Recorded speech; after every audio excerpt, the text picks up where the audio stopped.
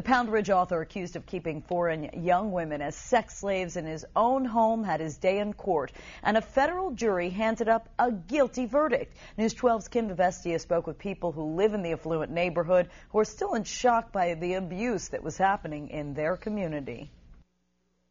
I think justice was served if he was found guilty. I think it's a good thing. Some living in Pound Ridge breathing a sigh of relief as they learn a Brooklyn federal jury convicted Joseph Yanai of human trafficking, forced labor, and more. The 67-year-old author was accused of luring young women from overseas, hiring them to work as his personal assistants right here in his Pound Ridge home, then forcing them to perform sex acts. He allegedly used au pair websites to persuade his victims and threatened the women with violence to keep them quiet.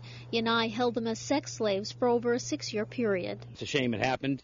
People who live in the community say they still can't believe such disturbing behavior was happening in this quiet, affluent neighborhood. Oh, it's horrible. I mean, you don't have words to describe what that was. You know, this is a civilized country that we live in.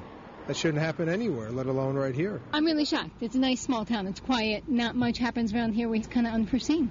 I mean, you move into a nice little town like this, you don't expect it. Since his arrest, Yanai tried to commit suicide twice, the latest attempt happening this week during jury deliberations. He was not in court for the verdict Friday and remains hospitalized for now. Joseph Yanai could spend the rest of his life in prison when sentenced. Reporting from Pound Ridge, Kim DeVestia, News 12. Thanks, Kim. And as of tonight, a sentencing date for Yanai has not been set.